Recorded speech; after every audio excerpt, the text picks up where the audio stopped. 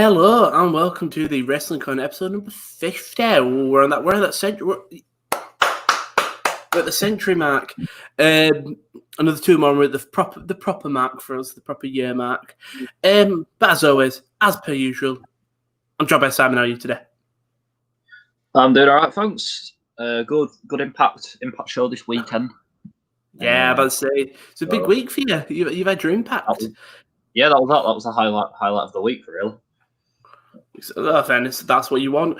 I called this week MSK because it's rare we give NXT some love. So when we come on to it, we'll talk about MSK, and also it does link to them pesky Impact kids.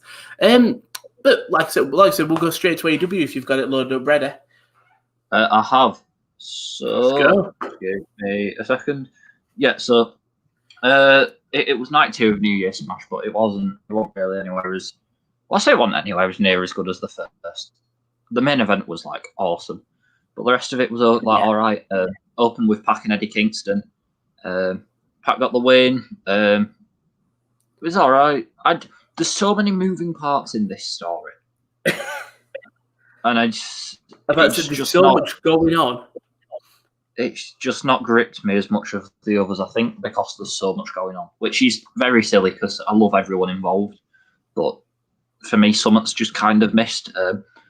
After the match, Pac tried to put the Butcher in the Brutalizer, but Lance Archer comes out and joined the Faces. So, I don't really know where Lance Archer stands now. But it's a strange partnership. You know what I mean? Like, I think Archer and Pac don't really go together.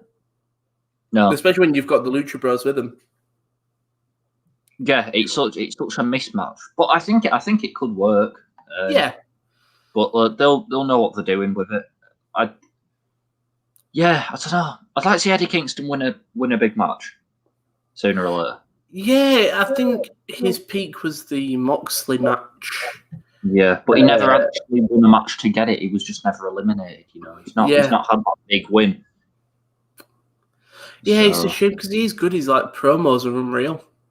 It's just a shame that he can't put it into a match. Well, yeah, in terms of getting the wins, because his matches are obviously great as well. Chuck Taylor versus Miro. So what was it? If Chuck Taylor lost, he becomes Miro's young boy, his butler. So and Miro got the win pretty quickly. Big camel clutch or whatever it's called. It's called Game Over, isn't it? Yeah, Game Over. Good name. Fits his gimmick. It is, but it doesn't seem like instead of going, Rusev Crush, and he goes Game Over. I like maybe because I'm playing games a lot more. I kind of like it. It's like the retro thing of when you've just failed in a game and it's just black with the red text say Game Over. You've failed, and it's sort of the thing of like when he says that. It's very similar to the Rusev. When he says that, like you're done for. Yeah, I like. You've seen that red black screen. I am not totally sold on the game and stuff, but I think they'll sort it out. I kind of like.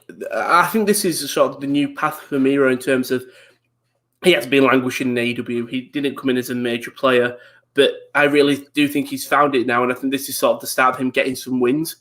And I think putting with Kip Sabian is a great thing because they already are quite the good mates. Well, the mates they stream on Twitch together and stuff. And I think.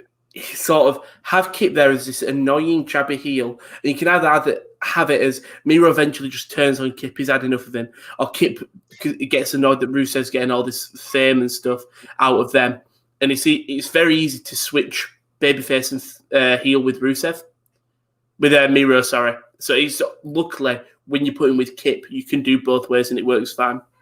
Yeah. The segment after was the Inner Circle's New Year's resolutions. So they're great. They're unreal. Did you really like this? I love the Inner Circle. I like this, but I wasn't going. I'll be honest. I thought you said the Dark Order at first, so that's when I said I love this, and then I realised you said Inner Circle. But I carried on. I actually didn't mind this segment. It's very heelish. Yes, I don't know. Sammy calls. What was it? Yeah, he called Jericho Tag Team Slut because he's teamed with pretty much everyone of the Inner Circle. Says who's he going to team with next? Snoop Dogg. Jericho says maybe.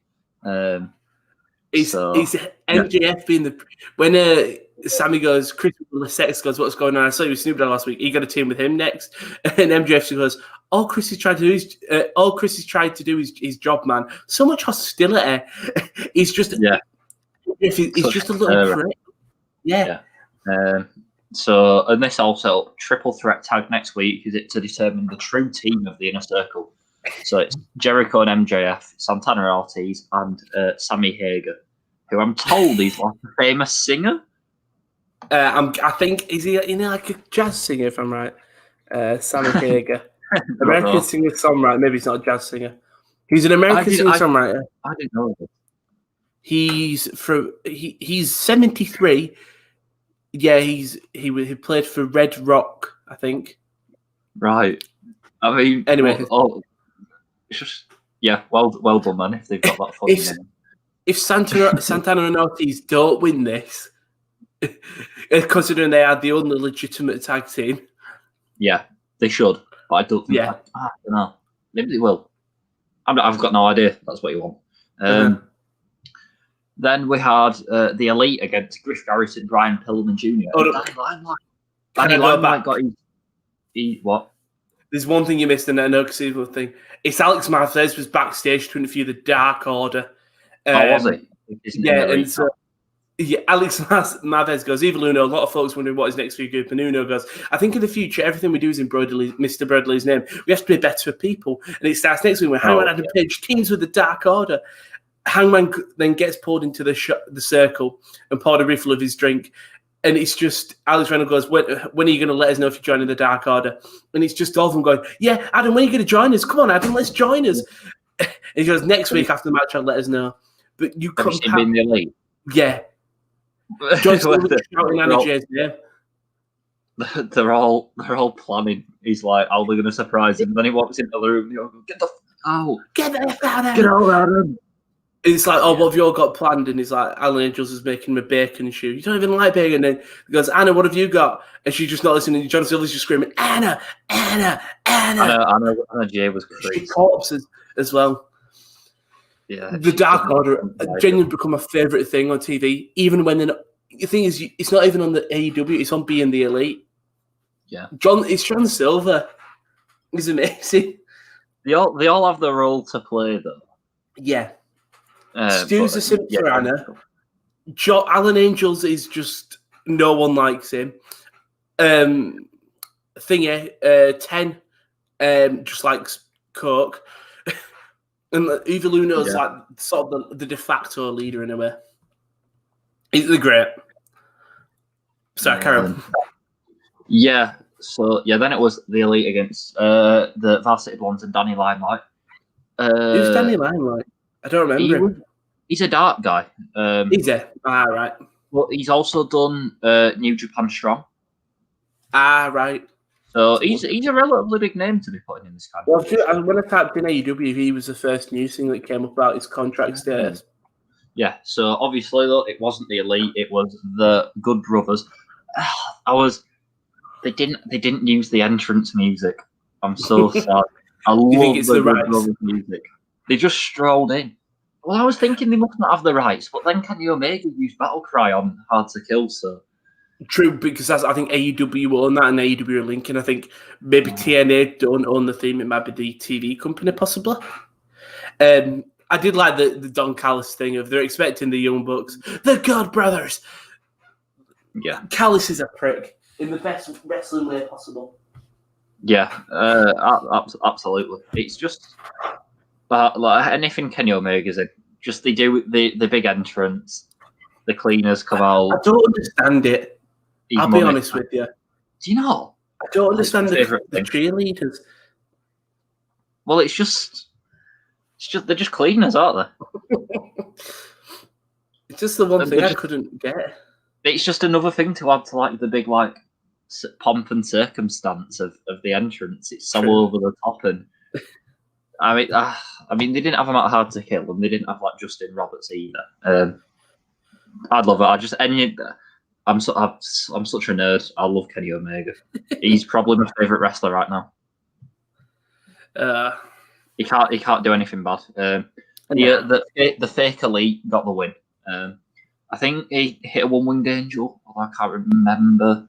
No, it was Magic Killer. Yeah, and they pinned Danny Limelight, and then Mox comes down through the stands, goes straight for Omega, and then Lucha Bros come down, and then Young Bucks come down, and it's all a big.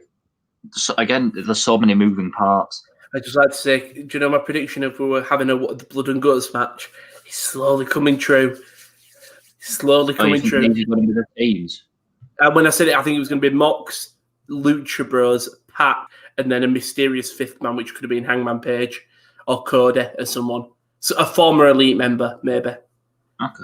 Versus Good Brothers, Young Bucks, Kenner. Okay. Have you seen some people are thinking that if the AEW New Japan stuff is and they're going to bring Bullet Club into it, could that be Jay White's in? Imagine to America. That would be. Thing is, I think they do that. Wait for the crowds. We're saying this. I'll wait for the crowds. I know, but we're saying it so much about wait for the crowds. But imagine the pop of you hear Bullet Club for because the Good Brothers and Kenny, they throw so many jabs at Bullet Club. Just imagine either the main events happened. It's the Elite versus I don't know Eddie Kingston's mates or whatever. Yeah. The match ends. It's the Elite standing tall, and as they're facing, you just hear the Bullet Club theme: Tamatonga Tangaloa, Farley, and probably Taiji Ishimori, and then before just stand on top of right, Jay White comes out and they just lit. That'd be lovely. I'd love it. I can't lie. At the end of this segment, I was hoping Rich Swann, Moose, and who was it? Chris Sabin would show up and just have some kind of standoff. What was the thing he ruled out? Alex Scheller? I don't know. They haven't said. They were just like other circumstances have got in the way. They did like a little video package, so they put in Moose, and I was like, Moose. Wait, I was like, Rich Swann and Moose are like rivals because obviously Moose said I quit at Genesis because Rich Swann came out to say it. So, and then they ran like a nice little VT of like Rich Swann going mental at Scott D'Amore for picking Moose as the partner, and Scott D'Amore was just like, if there's one thing Moose likes more than himself, it's winning, and it was explained quite well. So I don't. Moose, love Moose. Moose. Jurassic Express and FTR. Oh no, we had the Dynamite debut for the waiting room with Britt Baker as well. So Reba introduced Britt Baker. Cody Rhodes was on the show. Just Britt being a narcissistic.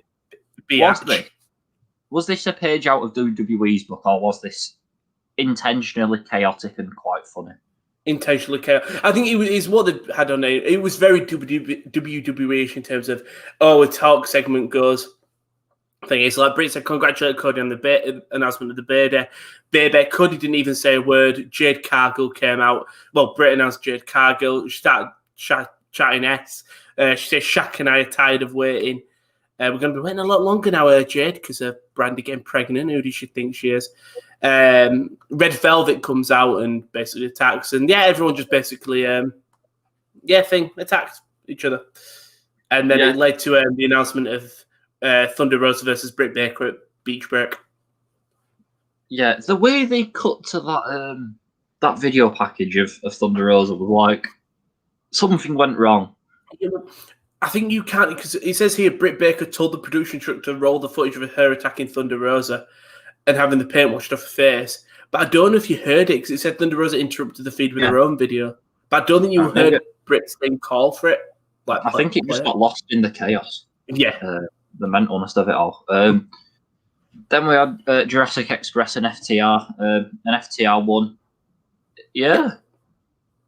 Yeah, it was all right. It's just a bit of a showcase match for both of them. Jungle Boy's really good. That's all I've got to say. Yeah, he's unreal.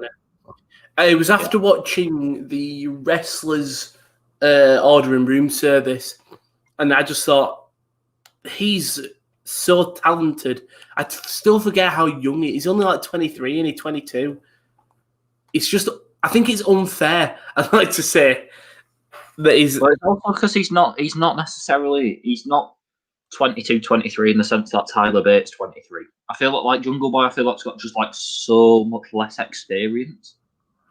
Well, I'm trying to figure out when he started wrestling here. He's the son of Luke Perry, we know that. I'm just trying to see. He started wrestling in 2015. So 23, 5 years, when he was 17, 18-ish. So in fairness, he sort of did start wrestling when he was young. But I think because not the highest level. Like Tyler Bate really had his moment at 23. I don't think Jungle Boy has had that. I nearly call him the Jungle Boy. Jungle Boy hasn't really had that yet. Yeah. After that, Serena Deeb and Ty Conti, NWA Women's title. Ty Conti's great. She's a star. She's great, isn't she? She's got such a good she hit like 3 of them. Mm-hmm. Considering she was sort of just not an NXT reject, but she wasn't huge in NXT.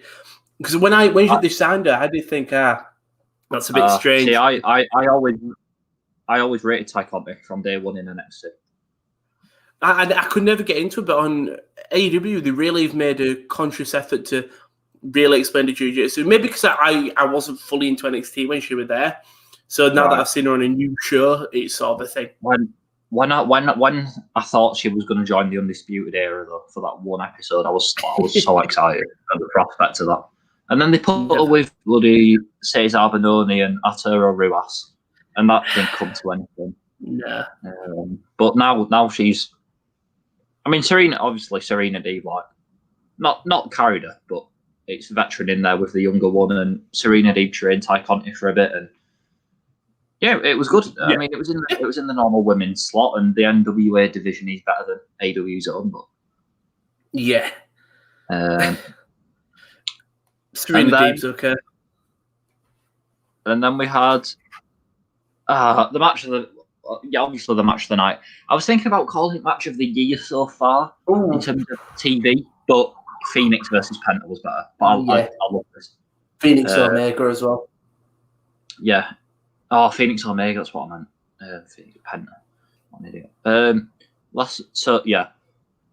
So I watched this match, loved it, and then afterwards, I read that the way that the finish played in to the start of the story, and I'll come on to it, and if it's the longest term storytelling, it's superb. So, yeah, Darby Allin and Taz. This is just Darby Allin getting battered. What was it? Brian Cage just chucked him through that table outside the ring, then got him up in the suplex position, walked up the stairs and suplexed him into the ring from the outside. Horrible, just horrible. I love Darby, but I feel like he's going to have a short career. Yeah, I'm worried for it. Whenever I see him wrestle, I'm worried. I'm like, Darby, just don't. Just have it. Give it a day, mate. Yeah. But then he got fought back into whatever, bit the face of Brian Cage. And then eventually, Darby Allin goes up for a coffin drop. Ricky Starks comes up, lights go out. Who could it be? It's Sting. What? He appears. I know, shocking. Baseball bat to Ricky Starks. And then, yes, they've got Cage and I think Cage is looking to superplex Darby from the top, and Darby gets like the crucifix bomb from the middle rope to retain the title. Sting joins him in the ring, and then Team Taz, they've got to go back and regroup. Team Taz, Ricky Starks. So hopefully they get a winner, like a meaningful win eventually. I just want Team Taz to just beat up Sting, basically. Right. Also, again, I know that no one wants him to win. Sorry, it wants him to wrestle. Would you take a Team Taz versus Sting versus Darby Allin? Team Taz versus Sting and Darby Allin. Yeah, so Sting doesn't have to do too much wrestling? No, I won't. Okay. To be honest. No, I just don't want to see Sting wrestle. Yeah, that's understandable. So the feud started in the spring when Darby Allin turned down the advice of Taz. Can you remember what Taz was saying to Darby Allin? No. Okay, so he was giving him advice on how to keep an opponent down for the 3 count on a crucifix pin. And then that's how the finish happened. And Darby Allin rejected the advice. 9 months down the line, Darby Allin defeats Taz's guy with a crucifix. Didn't even notice that. It's so continuity. I've got nothing else to add. That was AEW. The highlight of the week by a considerable distance. I didn't even notice. It's just very good, in it. They're just a consistent show.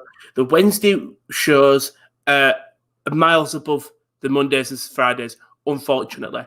It's annoying to say because I think I'd want to see Raw and SmackDown do well, but the main leading brands. SmackDown, I really enjoy SmackDown, but for different reasons. Yeah, it's not the same as NXT and AEW, for sure. I think the Wednesdays are miles above. Speaking of NXT, we'll move on to it.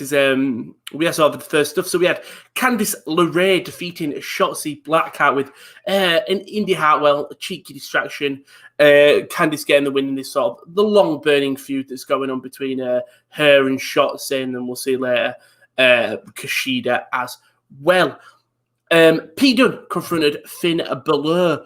Finn's obviously back, not injured. Pete Dunne comes out joined by Unlocking and Danny Burch. Ben says he's next in line. He attacks Thingy. He attacks Balor. Kyle O'Reilly, sort of by mutual respect, made his way to the ring to provide backup along with Adam Cole and Strong. Basically to put the odds in the babyface's favour, and ran Dunn and Lorcan and Birch out. Don't know where this is going. I don't know whether it's going to be a thing of because Kyle helped Finn gives Kyle another match. No, I don't. Well, no, I think I do. I think it's Pete Dunne wins title. Yeah. We'll wait and see with that, but Pete Finn could be great. I would love it if that was on NXT UK, but I know both are full fat NXT, so thing.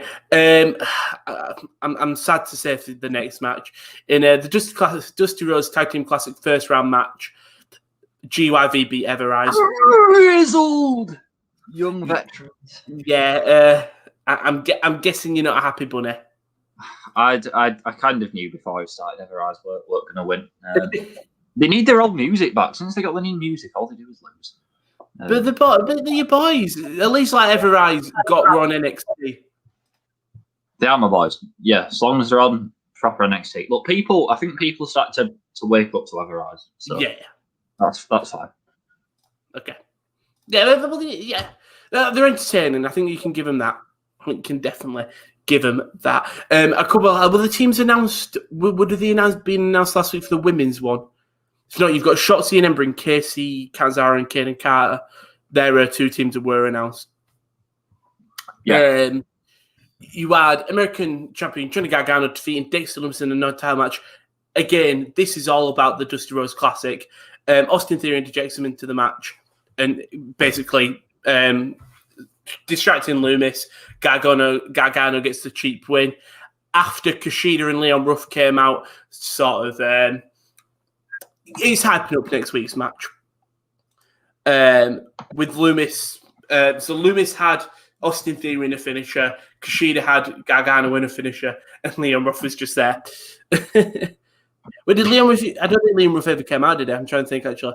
No, it was just Kushida and Ruff are teaming next week. Very strange team.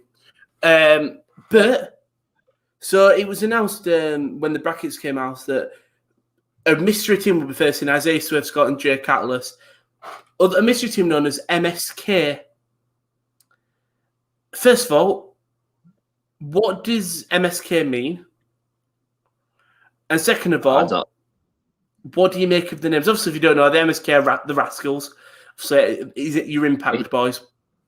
It's like FTR. It means whatever you want it to mean. Okay.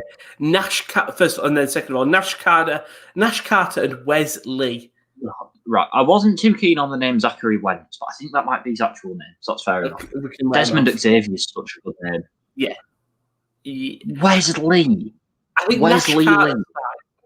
Like Nash Carter's okay. You can let it be. It's NXT, but it's okay. Wes Lee is Wesley. Right. Thing is, either way, no matter which way you say it, it still you can't make it sound cool. Yeah. The good thing is, right? No, the still being the Rascals in terms of just the high energy baby faces. I just don't want them to turn into every single WWE babyface tag team, which is Street Profits, Lucha House Party, New Day. They love to have fun. No, I think NXT you're okay. Okay. I think NXT. I was encouraged. I was encouraged with this debut. I enjoyed it. Yeah, but at least the Rascals are on NXT properly now. Yeah, they're on full fat NXT and getting wins. We had Xia Li again defeating Valentino Feroz again. Again, this mysterious guy just telling Xia Li to not stop. Any more hints? Who you think it is? Karen Q. You still think it's Karen? It doesn't look like Karen Q. I don't have any other name. I don't. Was this the main event? And the main event was the Undisputed Era defeating Breezango. Again, like the little reference here, the one for me was when Breeze and Cole were about to super kick each other, and they go, "No, we're not going to do each other like that." Do you know the what is it called? Left, right, or right, left. The NXT they do the gaming stuff, don't they? Yeah, the good mates apparently. So I sort of like that. It was a little one. What's it called? So the match was happening. Dunlock and Birch did come out. O'Reilly sort of came out. O'Reilly was obviously there trying to defend. Balor comes out and makes a save because of what happened earlier on in the show. The match carried on. Fandango looked like he was going to counter the Panama Sunrise, but Cole just timed a counter of his own. Fandango went on top rope, super kick for the win. Undisputed Era advanced, but Kyle O'Reilly injured. Kayfabe. Again, it's just another. Raquel Gonzalez has got her eye on Io Shirai now for the title as well. Tommaso Ciampa, Timothy Thatcher. Fight Pit is. No, that was from last week. Wait, is this last week's show? Have I just put... Fight Pit's this week. Is it? Yeah. Okay, yeah. It's all right, yeah. I got confused by the date. Yeah, Fight Pit is also this week coming up. The date really confused me. It was like 30th of January. That doesn't seem right, but yeah, makes sense. It's because of the Wednesday. But yeah, Fight Pit this week. Who do you think's winning it? You're going with Tim. Yeah, I think Tim. It's Tim's to lose. Yeah. But that was the Wednesday. Again, just two great days for wrestling on Wednesdays. Time for Hard Kill. Yeah. Well, I go for all the other shows as well. Yeah, I'm just going to go with other shows first. I'll do MLW this week because they had the debut of Mil Muertes, who was like one of my boys from Lucha Underground. Yeah, I remember him. He defeated Brian Pillman Jr., so that was good. I like Mil Muertes. And then the main event was such a cluster, but it was like an enjoyable mess. So it was for the tag titles. It was El Hijo de LA Park and LA Park Jr. against the Von Erichs. Oh wow! With Filthy Tom Lawler as the referee, and it was just one of them where because I think the Park's manager had paid off Tom Lawler, so like he doesn't count to 3 for the Von Erichs. For the Parks, all the fast counts. Yeah. So they were always going to win. So it was like baby faces up against the impossible advantage. The Parks are just funny because they're just covered head to toe in like skeleton costumes, and like Daddy Parker's has got a bit of size on him. And Daddy Parker. Don't call him Daddy Parker. Daddy Park. It's so Triple Mania that I love it. Like it's so Triple A. It's shithouse. Yeah. Daddy. Well, he's like 45, isn't he? He's not in the best shape. Eldela Park, yeah. Yeah. So yeah, that was MLW. NXT UK. Did you know what happened? Yeah, there was a NXT UK title match. A-Kid versus what? Volta. Yeah, and Volta killed him. Yeah, I'm not I'm sure saying. you've probably seen. I saw because obviously there's no crowd. Volta's chop. Oh, awful. Yeah, awful. And also Joe Coffey defeated Ed Harvey. So Ed Harvey comes on, you go, that's Shah Samuels, and then Joe Coffey. Joe Coffey batters him for like the first minute of the match, and then Ed Harvey rolls out of the ring, grabs the microphone, and goes, "I didn't come here to be Ed Harvey. I'm not Ed Harvey. I'm Shah Samuels," and then just gets back in the ring and wrestles the rest of the match. It was so weird. Yeah, I saw him tweet saying, "I'm Shah." I saw him tweet out saying, "This is not me. I'm Shah Samuels." I don't know whether it's the thing of maybe he's trying to go against the grain, and keep his old name. That's like the storyline. I wish Retribution would do that. I'm not Tina. I'm Dominic Dijakovic. Yeah. So that was interesting. 205 was important because it's Dusty Cup, isn't it? Wait, is it happening on there as well? Yeah, they're doing Dusty Cup on NXT on 205. I didn't even realise. I know because it's obviously being held in the NXT universe. So yeah, in the first match, Legado del Fantasma defeated the Bollywood Boys, and Drake Maverick and Killian Dane beat August Gray and Kurt Stallion. So you know that famous cruiserweight Killian Dane. Yeah, well, he is. And Kurt Stallion will still never get on NXT. No. So yeah, they're doing it on 205, so it's actually become not must see, but more important. And then I'd read out the main event results, but I genuinely don't care. Yeah, just leave it. Actually, I do care because Akira Tozawa beat Angel Garza. What? Akira Tozawa Mania was wild, baby. Not a. Angel Garza's gone so low. I know. I feel it wasn't even on Raw. I don't think. So, yeah. Just because we started a bit late, I will rattle on with Impact and then Hard to Kill. Yeah. So obviously we got TV first, but I can probably reel off most of TV without it seeming important. Yeah. Kimberly defeated Taya Valkyrie. That was because of so Rosemary attempts an assault on Gianna Perazzo at ringside, but then Susan comes out and attacks Rosemary. Taya Valkyrie gets distracted and Kimberly got the win. I saw that Susan was filming it like a Karen. I don't know if that was on Hard to Kill or if that was on TV. I think it was Hard to Kill. Rohit Raju and Chris Bay versus Manic and Suicide. So this is like Josh Matthews was like, "Oh, it's a dream match. Who'd have thought we'd ever see Suicide and Manic on the same team?" Because at one point they were both played by TJP. Mm-hmm. Yeah. Chris Bay and Rohit Raju got the win. Yeah. Dina versus Tommy Dreamer. This is what we want. We like Dina. They've got a name. Yeah.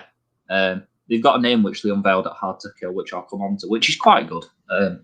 You know him, Confused Cowboy, and Eric Young. Mm-hmm. Yeah.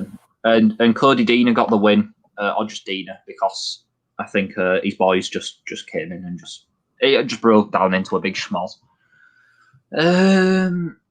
Rosemary beat Tennille Dashwood. The Impact don't do the greatest go-home shows. They tend to be a bit lacking. So the week before we did Moose versus Matthew Palmer in that 3-minute challenge, but Matthew Palmer won because he survived. Mm-hmm. So this week we had a rematch in with no time limit, and Moose just killed him. As Moose does. Yeah. And then main event, which was actually really good. I was properly looking forward to this. Rich Swann versus Carl Anderson. Machine Gun. So, yeah, they got about 20 minutes of the main event time. So Carl Anderson got the win, but he got it with a dirty win. I think he rolled him up and grabbed the tights. I'm just trying to find it. So Rich Swann really wasn't happy with like the way in which Carl Anderson got the win.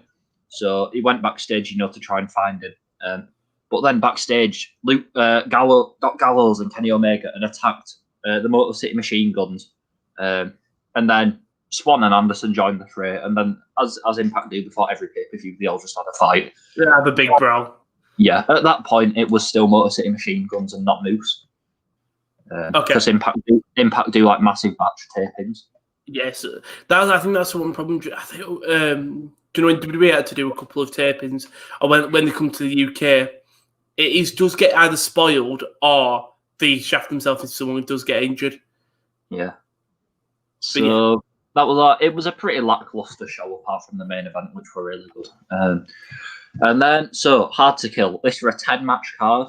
There were only 9 matches scheduled, but there was one impromptu match. I don't know if you've seen it. No. Okay, interesting. So 3-show match was Josh Alexander versus Brian Myers, and Brian Myers got a clean win. No, wow. What's happening to Josh Alexander? I did you see that they wanted Ethan Page to lose to him on his way out. Yeah, that's what Ethan Page wanted as well. Oh, come on! That annoyed me a little bit. Yeah. So the night started with the mixed tag Crazy Steve and Rosemary against Caleb with a K and Tennille Dashwood. Mm-hmm. And it was all right. There was a bit of went back and forth. Rosemary went for I think it was Crazy Steve went for the green mist on Caleb with a K. Okay. He ducked and it all went into Tennille Dashwood's eyes. And then Crazy Steve hit a jumping DDT on Caleb with a K to get the win. Caleb with a K and Tennille Dashwood are quite the fun. So Caleb with a K is the photographer. Yeah, but he's like Caleb Conley, obviously like 15-year indie veteran as well. Yeah, I think good mates. I think I'm pretty confident he's like good mates with Chris Statlander or something. And they have that's how I recognise him. But because he's wrestling as a photographer, he's not like going out and just like wrestling like a proper how we normally would. Yeah, but I think he is suicide, so right. he gets his bit. Old school rules. So this was Tommy Dreamer, Rhino, and Cousin Jake versus Eric Young and his lads, aka Violent by Design. Oh, that's a. I'll try. I always think with names, try like these shots of VBD, but that's a good name in fairness. Yeah, I really like it. So it was just it was every Tommy Dreamer match you've probably ever seen before. With weapons. Violent by Design got the win. It was difficult because they had to go out there and do like a hardcore match, but there was a barbed wire massacre later on in the night, so they couldn't just go over. You couldn't do everything. You couldn't do like all the big spots as you'd expect. Yeah. Yeah. Then there was Knockouts tag, Havoc and Nevaeh against Fire and Flavor, and Kira Hogan, Tasha Steeles. Fire and Flavor got the win, which I think I predicted from the start, and I think most people did. Good safe choices. Yeah, absolutely. You can trust them. They've been quite ever present on Impact TV for a year nearly now, aren't they? I'm right. Yeah, I know Kira Hogan has. She's a name that I always think of Impact. Then we had Ace Austin was on the pre-show and was like, I'm not even looking forward to this show. Why would I look forward to it when there's no Ace Austin? It's not a proper pay-per-view without Ace Austin. So he makes his way to the ring, unscheduled. Says that there's no. He demands that Scott D'Amore adds him to the X Division title match later on in the night. Okay. But then Scott D'Amore comes out and says, I'm not adding you to that match, but you're going to face Impact's latest signing. Who is it? The Undertaker. It's always ready. Matt Cardona. All right, I did see Matt Cardona's debut then. Yeah. So he they wrestled for like 2 minutes, and then Madman Fulton just like caused a DQ. Yeah. So Cardona got the win and didn't really break a sweat. Yes, after his nondescript run in AEW, I'm looking forward to this. Is he signed? I don't know whether it's a short-term deal, but he's at the current set of tapings, which usually goes for like 6 weeks, I think. Yeah, I've seen that Black Taurus as well. Is he? Yeah. Oh, I love Taurus. Melt's revealed it. His outfit is amazing. Taurus. Yeah, so he's a tape as well. But yeah, Matt Cardona. I hope he does something. I was just so surprised when he got let go from WWE. I thought he was going to be there permanently. You know that they're going to put him in an action figure team with Brian Myers. Yeah, but I'm fine with that. They're mates, aren't they? This is what they want. X Division title match. This is when the show really started to sort of heat up. Second half of it, really. Manik, Chris Bane, Rohit Raju. So Manik got unmasked early on. Right. I don't know whether Impact are just being dumb or I don't know what it is because you've got the new team of Matt Striker and D'Lo Brown on commentary.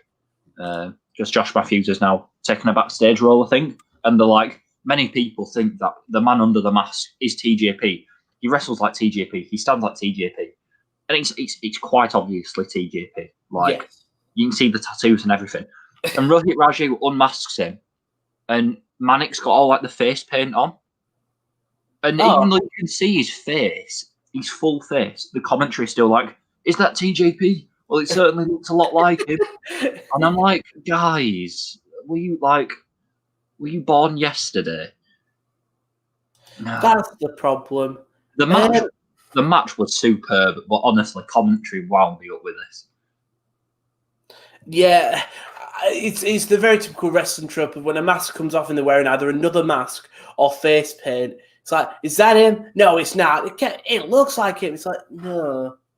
Duh. I mean, the finish was okay because Manik got the win with a roll up on Rohit Raju. And it obviously, he couldn't believe that he'd just been rolled up and stuff because he thought he'd got the better of him because he'd unmasked him. It was such a slick match. It was X Division personified. I could do without the whole, is it TJP, isn't it TJP? It's the one thing that Impact have always had for me is a good cruiserweight division. The X Division, when you say something, X Division is always that thing that you go immediately in it. X Division, the match with all the ropes. Yeah, or Ultimate X. I love Ultimate X. But the thing about X Division is they say it's not about being a cruiserweight. It's about wrestling with no limits. That's why Willie Mack can just challenge for it and stuff. It's quite good. Deonna Purrazzo against Taya Valkyrie. Right, so this match has had really little build, and it didn't go that long. And Deonna Purrazzo just got a pretty routine win. I'd have hoped for something a bit more on such a big women's match on a big pay-per-view. Yeah, I like Deonna Purrazzo. I think she is great. I'm not a massive fan of Taya Valkyrie. Okay. So yeah, I don't mind her. I think she's alright. I think she's better suited to WWE. Taya, yeah. I think she should go in there anyway. Yeah, I think I do eventually. Have you seen Ethan Page Karate Man or anything from it? I've seen the heart ripping scene. Okay, right. So, the long-awaited showdown between Ethan Page and the Karate Man. So it was basically just like a video game fight, and Karate Man got the win by ripping out his heart. There's not much more to say than that. They've given it an A+ on Bleacher Report. Let me just read the analysis. If the war between Karate Man and Page had happened in the Tokyo Dome, it would have been 27 stars. As it stands, it will have to settle for 12. Match of the year, more like match of the century. At a moment in pop culture when Cobra Kai and the return of Mortal Kombat to the big screen dominate conversation, this was an epic encounter the likes of which Kurt Hennig and Nick Bockwinkel would be envious of. I liked it, but I think it went. I loved how it went, but it almost went too short. Yeah, we're at 7 minutes. Yeah, I think 5 minutes or so. I knew it weren't huge. I find it really interesting that obviously Ethan Page didn't even want Karate Man in Impact. He wanted to face Josh Alexander and keep Karate Man for YouTube and stuff. And he was like, I'm embarrassed with how Impact edited it. And I thought they did a good job in terms of the rolling kicks and stuff and the ripping of the heart. And I thought it told the right line. So Ethan Page out came and said that if he was going to bring it, he wanted it very much like the Matt Hardy universe kind of thing. But apparently, Don Callis, the other booker, it could have been Don Callis actually, it was like, we're never going to get that again. It's not going to be the same. Yeah. And that's why they were so reluctant to do it. Yeah. I've seen some people think Ethan Page shooting is a work. They think this is he goes to AEW Impact collaboration. He goes back to Impact and like shows up as like, like the bad guy after slagging them off. But that doesn't work. He's just been killed. So they're not going down that road. I mean, if it's not what he wanted and it's not what he's envisioned, I find it interesting that he said he thinks it's funny enough that two guys are fighting each other. The rest of it needs to be more serious. Yeah. Whereas I think they were all right to go full on stupid with it. Yeah, I think in a show that had a lot of the serious matches, a great match, like you had two sort of hardcore-ish matches, I definitely do think that having a bit of a comedy segment doesn't split it up quite easily. Yeah. It was a nice little palette, wasn't it? Then we moved on to Barbed Wire Massacre. So this was. I don't like hardcore matches, but I really enjoyed this. So obviously the ring is just like covered in barbed wire and stuff, and like baseball bats covered in barbed wire, tables barbed wire, an N64 controller covered in barbed wire. That look cool. So yeah, basically lots of violence, lots of blood, and yeah. So finish came. Sammy Callahan sets up a board of barbed wire across two chairs, hits a pile driver on it. Eddie Edwards kicked out. I think he kicked out. It's a Boston knee party. Whilst I think Sammy Callahan's holding like a barbed wire chair, and Sammy Callahan kicks out at one, but it's like that proper. I am finished. I am just like so resilient. Just kicks out at one, and then Eddie Edwards hits the Emerald Flotion. Ooh, I can't remember what that is. I think it's just like a cool like slam. I think hits it onto the board and got the win. So it's nice redemption because obviously Sammy Callahan trapped Eddie Edwards, into saving Alicia Edwards, and then basically battered him with the barbed wire, and then Eddie gets the win, clean win. No Ken Shamrock to be seen. It was a nice story. Babyface gets his comeuppance. His comeuppance. A heel gets his comeuppance. I really enjoyed. I enjoyed the match. I enjoyed commentary all night, but the commentary a bit weird here. You just got Matt Striker going, I hope that whoever raised Eddie Edwards, they know that they've raised a young boy who does the right thing. And I'm like, okay. He had something in his head to say, and then he just completely didn't know. Yeah, I do like Matt Striker. I promise that'll be the last of his bash. I'm about to say, there's a new commentary team in there, Striker and D'Lo Brown. Yeah. And in the Barbed Wire Massacre match, something happened on the commentary desk, and D'Lo Brown just lost his audio. So Matt Striker was just carrying it for like 3 minutes. In fairness, it was like the Triple Mania 2019, where you have Vampiro doing commentary. Yeah, so Matt Striker's just having to carry it. Is Josh Matthews on commentary anymore, or is he left? I think he's gone backstage. I'm about to say, obviously, Madison Rayne left to go just do a normal job. I wondered if Josh Matthews was leaving with her. I'm not sure. I don't think that's the case. But then came the main event: Rich Swann, Chris Sabin, and Moose versus Kenny Omega and the Good Brothers. Probably the most hype match in Impact for years. Yeah. I don't think that's an exaggeration. So yeah, all the faces come out. Moose has got such a good entrance. Then Good Brothers come out, and then because there's no Justin Roberts to do the whole thing, and there's no cleaners, Don Callis basically just does it for Kenny Omega. He's just like, I give to you, Kenny Omega. Like there wasn't really like the biggest build up, which is good because I won't want him to try and replicate the Justin Roberts thing. And it started as just like a 6-man tag. It was pretty standard in the opening. And then it got going a bit more. Chris Sabin got such a near fall on Kenny Omega. I kind of fell for it. Obviously, I'd like why would Chris Sabin pen Kenny Omega? But this is Chris Sabin.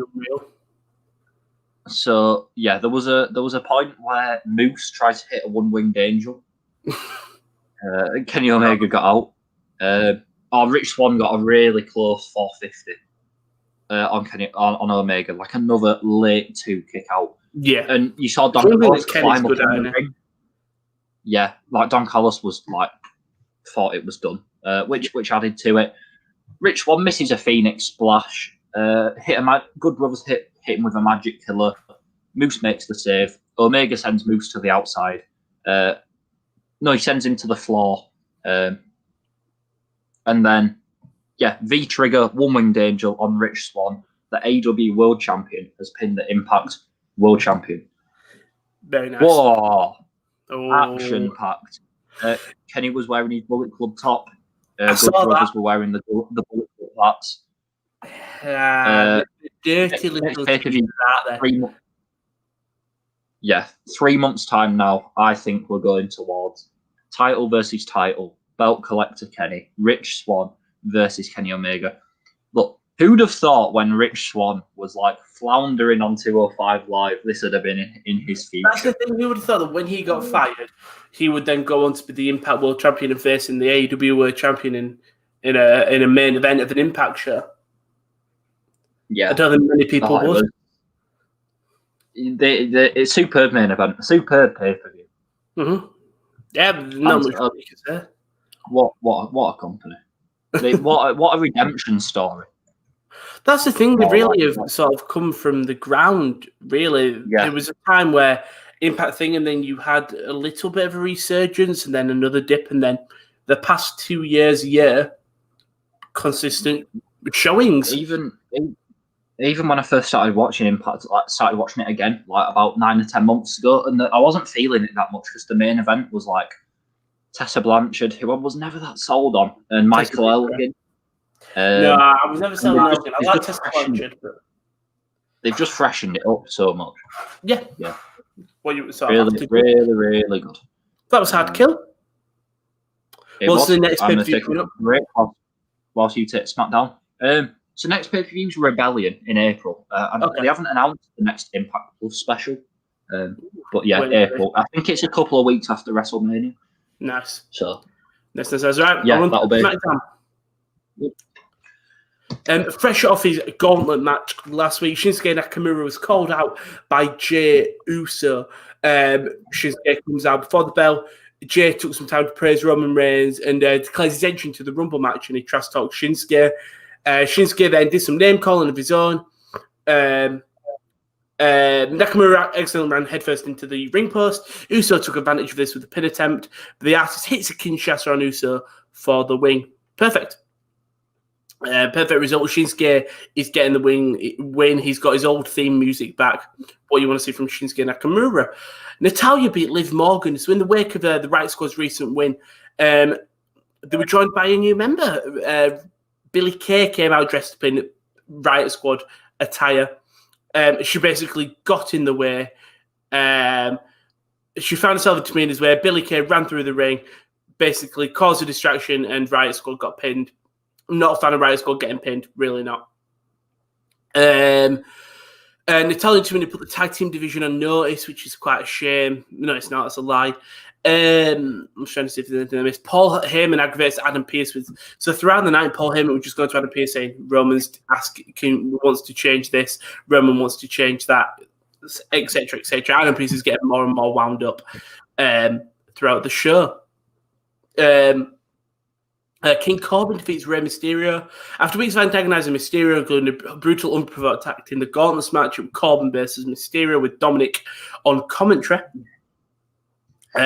Dominic basically lost his temper, got involved in the match, led to the victory of Corbin. A lot of distraction finishes on SmackDown this week. A lot of them. Rey Mysterio needs to have words with whoever makes his gear. Yeah. Not the best gear, is it? Green. It is Shrek green. It was the diaper. The nappy. Yeah.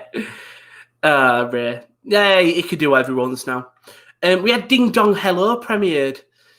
We did. We certainly did. With a door in the middle of the ring and some chairs. It was Bailey's new talk show. Basically, it was just these two. Challenging each other. Belair challenged to a rematch to settle the dispute. Bayley rejected the offer and instead challenged Belair to compete in an Ultimate Athlete Obstacle Course Challenge. The This challenge was enthusiastically accepted. I can't wait for it. I really can't. The obstacle course. Oh, yeah, this is right up your street. It's going to be so fun. I'm not looking forward to it, and I'm not that into Bailey at the moment, but it's SmackDown, so I think that will pull it off. Mm-hmm. Pretty much. I think it'll be fun. Can't wait. Next up, though, what a result. After Daniel Bryan unintentionally angered Cesaro by giving credit to Nakamura, basically a matchup between them two, Cesaro counters a running knee to uppercut and then the neutralizer for the win. He beats Bryan. Shinsuke and Cesaro are getting wins on SmackDown. Daniel Bryan, it's just Bryan, and it just putting everyone over. I think Daniel Bryan has got like a big say in creative backstage. 100%. All he needs to do now is get Aleister Black on TV. Do you remember when that list was revealed of superstars that had been under neutralized? I think that it was Cesaro and Nakamura on there. I think Black was as well. I think Bryan might have seen this whole thing and just gone, I can use my power. Bryan's probably got the best leveraging in the company. He is one of the most popular stars. He will sell merch. His wife has got a TV show for WWE, basically. He's probably had the best storyline in the past 20 years of WWE, nearly. Maybe past 10 years. Definitely past 10 years, for sure. Possibly even longer. And I think he's got a lot of leveraging power backstage. Yeah, and deservedly so. He's certainly using it to his... he's making the most of his power, I think it's fair to say. Which is what you want to see. Yeah, absolutely. Apollo Crews defeats Sami Zayn. So 1 week after defending the Intercontinental Champion, Big E was on commentary to watch Crews versus Sami Zayn. Zayn once again showed up with his own documentary crew, tasked with shining light on the conspiracy against him, as the master strategist has continued to inundate WWE management with demands for a rematch. Crews earlier in the show had a talk with Paul Heyman on Talking Smack. Was it last week? Where basically Heyman was just going, you are an elite level competitor, you need to step up. And then they sort of continue this with Roman talking to Apollo Crews in the dressing room, going, if you listen to me, you didn't show this on YouTube. I've not seen this. It's such a shame, innit? Yeah, it just... no, they did, I think. Might have been on Twitter. But yeah, it's just Apollo Crews talking to Reigns, and Reigns going, just listen to what I've got to say and stuff. I was like, all right, this is cool. Yeah. I don't know whether it's a new member or not. You know what I mean? Hopefully. There's something big coming for Apollo Crews, and the slow burning it. And he gets the win by using the title, so a bit more heelish. Yeah. But we have the main event, which was Adam Pearce named Kevin Owens as a replacement. So, over the course of the night, Universal Champion Roman Reigns and his special counsel, Paul Heyman, made alterations to the Big Dog's Universal title match contract against WWE official Adam Pearce at Royal Rumble and demanded that Pearce sign the contract in the ring at the end of the night. So basically, yeah, there were so many changes going on throughout the night. Adam Pearce was just getting more and more annoyed. So Reigns and Pearce signed the contract, basically. Pearce meant that he'd been waiting all night for Reigns to sign. And then he walked up the ramp and he basically starts to limp. And he has an old knee injury, but conveniently began to creep up. And he starts up and goes, Roman, my knee injury, he's come back and I've been probably medically, I won't be cleared medically to compete in this match.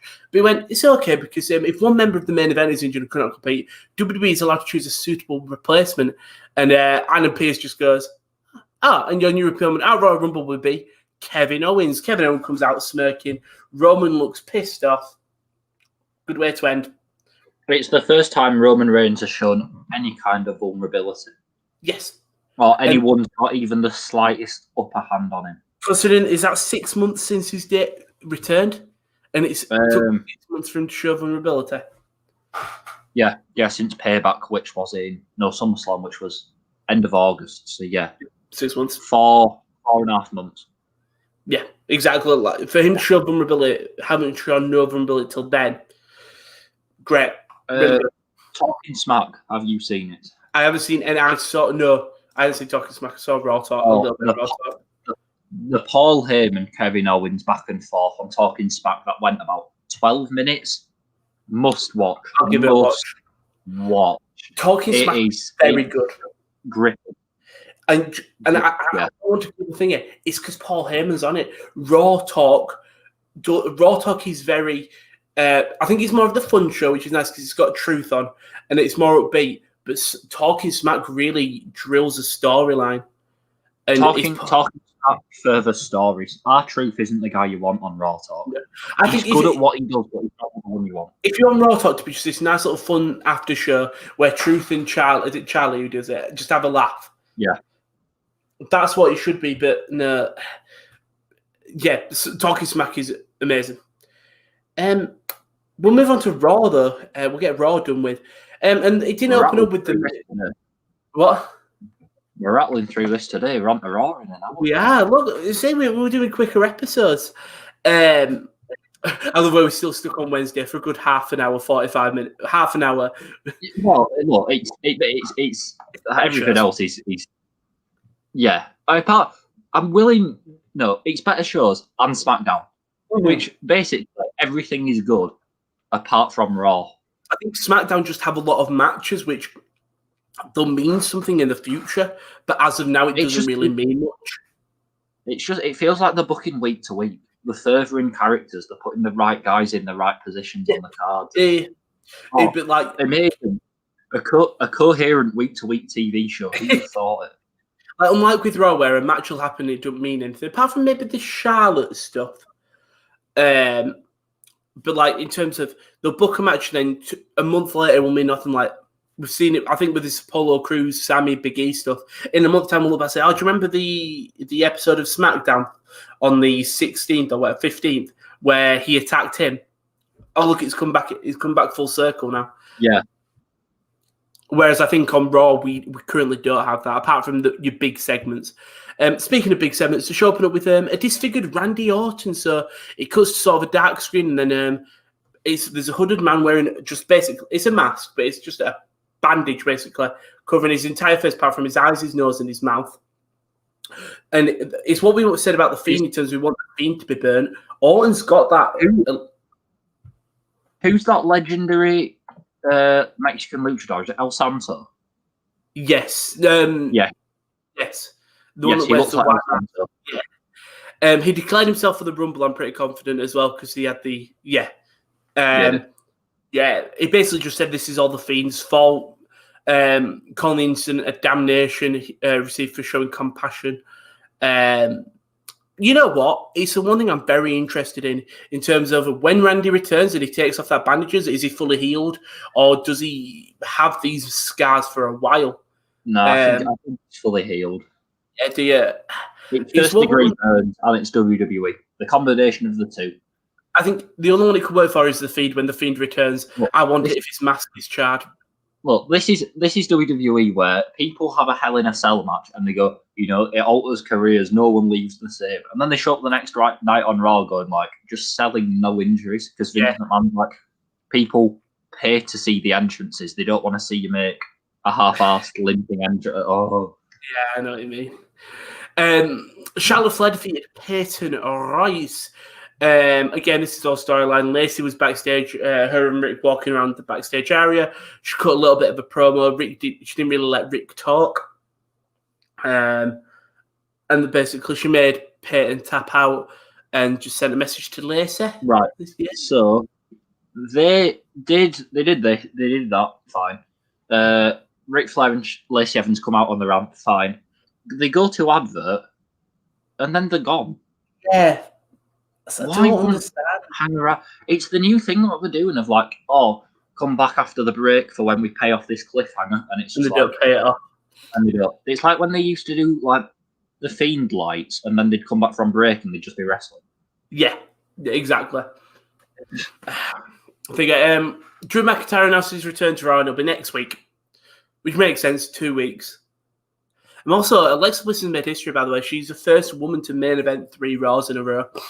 I'm pretty confident. I watch Raw out of order, so I don't know what main events. Yeah, Mace defeated Xavier Woods, so Mace gets a good win. Obviously, this is all about Retribution versus the New Day, but more against Xavier Woods. Yeah. You know what? I'm actually not against it. Retribution getting a win, and it's because New Day are weak. Retribution have attacked that, if you know what I mean. Yeah. Hang on, let me just have a look. I guess it makes sense. Every time I see Retribution, I go back to their mission statement of they want to, destroy the WWE, and I keep thinking, how are they doing that? How do they want to destroy WWE? How does going after Xavier? I mean, the moment Retribution is the moment they go after a title, because they should never go after titles because they don't want titles. No, I don't know. I don't know either. If they were to just give Mustafa Ali 3 weeks to say and do whatever he wants, I think Retribution would be in a far better place. Yeah. I just don't know where they go. That's my issue. Don't know where they go. Yeah, that's the thing. I feel like the directionless, and even if you try and give them direction, it won't seem right. They still seem like such. They stick out like a sore thumb on Raw. They don't fit. Like Ali's promo. And Ali's promo on Twitter was great. The one that he did from the Tropicana field. That's the problem, though. Everything they do on Twitter is good, but they are completely different characters on social media than what they are on Raw. And at the end of the day, only one of those matters. Yeah. Unfortunately. Alexa Bliss, Asuka stepped into Alexa Bliss's playground. I didn't like this. I like the set design, and I like it's her own little area that's different from the Fun House. She declares herself for the Rumble, Bliss does. But she screams at Asuka. Asuka's dancing and stuff, and Bliss screams at her. Asuka's scared. And now I'll come on to it sort of later on in the match as well and stuff. I don't like that Asuka's scared, and I know that it's this spooky thing that we haven't seen from Alexa, but we seem to, I know it's WWE, but we seem to forget that Asuka was this killing machine. Inside, she wrestled, I know it's not canon, but she wrestled Minoru Suzuki. Like, I didn't know that. Yeah, she had an unreal match with Suzuki in Japan as a Kana. All I could think watching this was just how they've watered Asuka down to just crazy foreign lady. Yeah, wish she could be so much more. We'll talk about it more when we come to the main event. It's like look at her, she's so wacky, isn't she? Funny, rambling on. What are these foreigners like? Exactly. With their limited grasp of English. Shayna Baszler. I was going to say, it's not even like she can't speak English properly. She can speak English very decently. Someone who's fluent, someone who is Japanese. Shayna Baszler defeats Mandy Rose. Tension between Jackson and Baszler. They both declared for the Rumble. It's all about the Rumble. It's Rumble season, baby. Right, AJ Ricochet. The match doesn't matter. Did you see the Styles Clash? I have seen the Styles Clash, yes. That is unreal. Ricochet bounces off the top rope straight into the style. It would look amazing. It's because Ricochet is just so springy. Yeah, exactly. And Styles is very technical in terms of hitting these finishes and stuff. So put them together and you've got an amazing finish. Yeah. I'm not even going to complain that Ricochet got beat because it's Ricochet against AJ Styles on Raw. And I look at Aleister Black and look at Ricochet and I think, well, at least one of them's on TV. Exactly. So, also, AJ and Omos had a good showing on Raw Talk. Did they? I saw that Omos referee shouted Omos to drop Ricochet.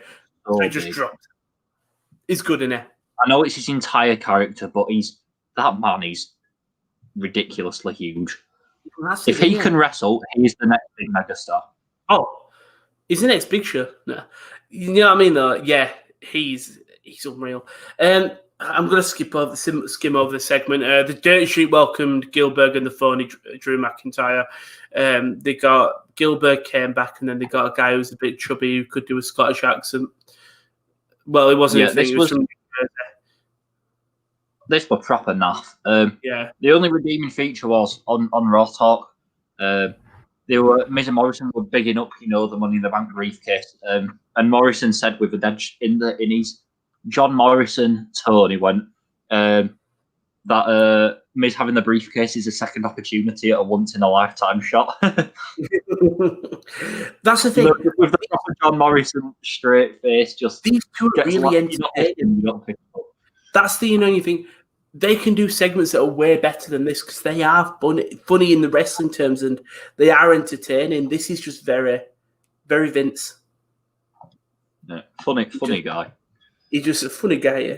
He just screams Vince, doesn't it? This entire segment. Oh yeah. Hurt Business defeated Riddle and Lucha House Party in a 6-man tag team match. This was all about after the match and stuff with Shelton's about to hit a move. Cedric tags himself in. Lashley gets annoyed with both of them, tags himself in. Shelton and Cedric getting at it after the match. Lashley tries to calm him down. Basically, is how it worked. Yeah, there was too much tag team breaking upness on this show. Yeah, and I know the Hurt Business. It's all right. It's the Hurt Business, but we've got it with Shayna and Nia as well. And you just know that in a month's time they're going to be teasing dissension amongst the Retribution ranks. Yeah, it's just a shame. It's just a huge shame. Jeff Hardy defeats Jackson Ryker by disqualification. Who cares? It's Elias. Main event. Alexa Bliss defeated Asuka. Okay, this is where I want to think. They have the match, which was nice. I like the idea. Alexa debuts a new kind of style, her gear for wrestling. Very nice, like that. I don't like that when she goes... I know it works with The Fiend and Bray. When she goes to lean back on the ropes, Asuka gets scared. And unless this happens... If this happens once, I'm fine with. If this happens again in weeks to come where Alexa goes down and does that thing and Asuka gets scared, I'm like, no. It should be thinking of, okay, first time Asuka's seen it, she's a bit worried. But after that, she understands it. The only thing I saw from this match was the pinfall. Yeah. And that's really all that matters. She hits her sister Abigail, gets the pin. She stands upstairs at the camera, and then it blinks once, and then she's back into her playground gear, basically. And then she said, I know. Fiend said, "Let me." I know it's semantics, and it really doesn't matter. But in kayfabe, did Alexa Bliss say "Let me in"? Did she audio sync it with someone playing it in the back? She got possessed. Is the Fiend inside her? What is it? She got possessed, I'm guessing. I think that's how it is. Okay. By the Fiend. I presume that's what they were going with. All right. I was just interested because she went, "Let me in," and I went, "Oh, that is a bit. That is a bit corny." Yeah, it's a bit shite. Again, Raw was shite as per. It was. There's not much to say. You want to maintain some professionalism. It was not good. The wrestlers are trying their best, bless them. But yeah. Creative's dreadful. It's amazing that they and SmackDown are the same company. It's real, isn't it? We'll look back on this time and we'll say, in the same way we reminisce about late 2016 SmackDown, I think we'll look at this current era and go, yeah, what a good time that was. Yeah. And then we'll look at Raw and think, that was stinker. Even though you've got two of the best characters on it with The Fiend and Alexa. But we'll move on to something a bit more happy. Obviously, we are now 2 weeks away from the Rumble. Next week will be our go-home Rumble show. But it's more about the question I wanted to ask this week. Because next week it's going to be Rumble predictions. This will be, what is in your mind, in terms of either you're watching or what you've seen before, the greatest Rumble return? Who do you think is going to be a really surprise entrant in the match? So either an NXT guy or someone. And who do you think is going to be the shock performance? Do you want me to go first while you think? A shock return. It's not even a shock return, but Edge. Really? Cena for me. Cena, when they were in MSG, he looks like he was going to be out for 9 months or so. And he just returns, and sort of the shock of him. Wouldn't that? Wouldn't that undo the work of the Firefly Funhouse, though? No, sorry. Greatest Rumble return. I'm on about just in an Oh, I thought you overall. meant this year. No, sorry. That'll be the surprise entrant. Got it. Right, yeah. Greatest Rumble returns. I'm still going with Edge. Yeah, 2020, yeah.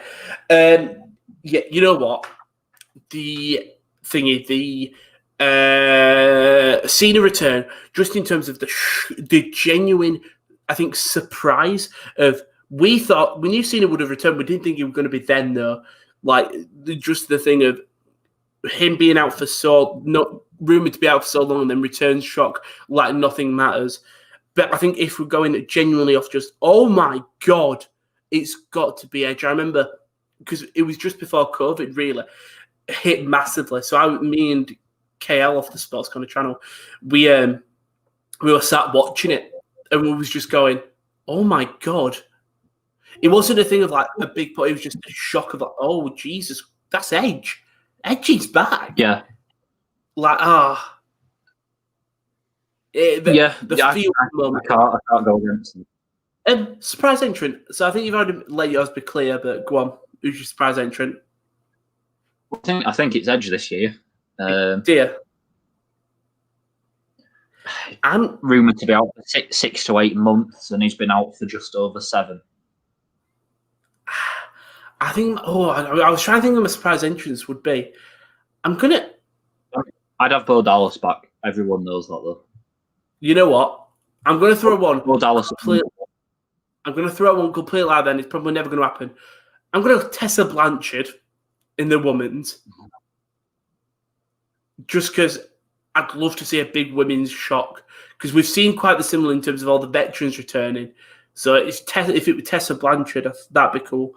In the men's, you know what? In the men's, I would have said, who do you go for?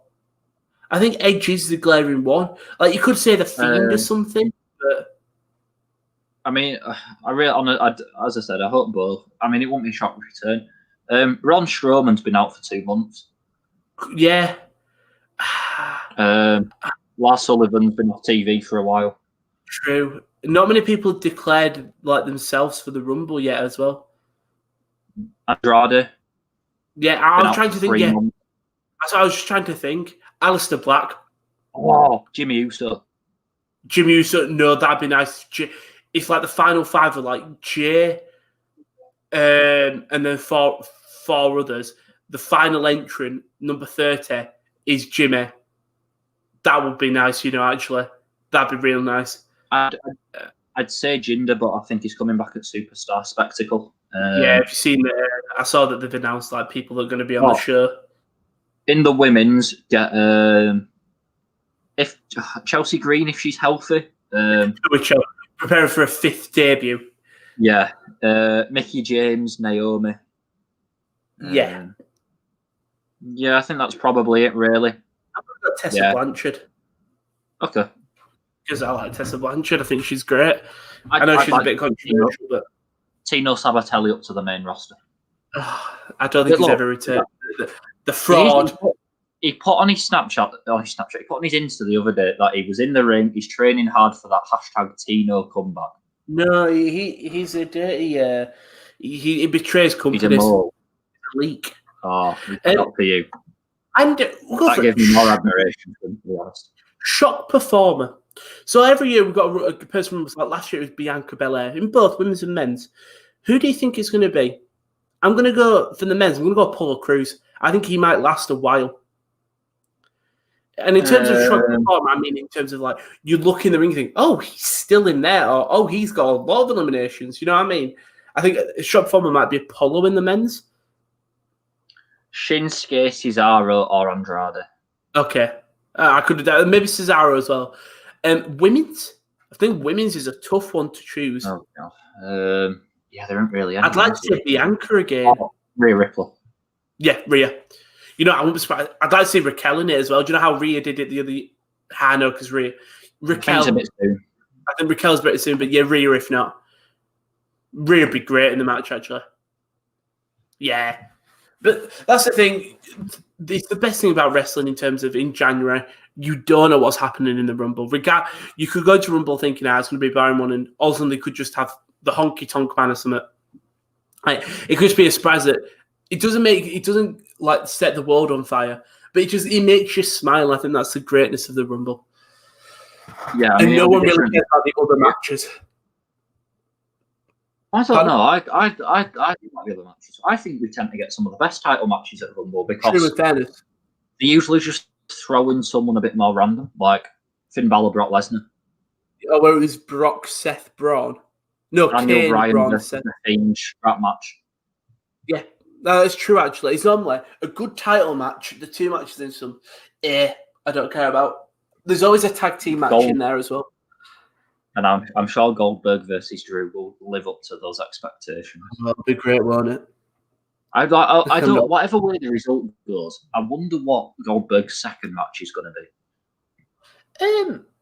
Because he only has to do 2. If he wins it, then he's got to drop it immediately. I don't think that's happening, do you? Well, it's what he did last year. Yeah. He won it and dropped it in his 2 matches. Fuck. So annoying, isn't it? I've seen people say they think Goldberg wins and then Drew wins it back in front of fans. That'd be nice, but I think people are getting annoyed. Not Goldberg. Not Goldie B. It's tough, and it's tough. Thank you very much for joining me today, Simon, though. I do appreciate it. Thank you. If you want to follow us on Twitter, it's @the_top corner. It's not just the wrestling podcast we do. We've got watch-alongs. We've got more content.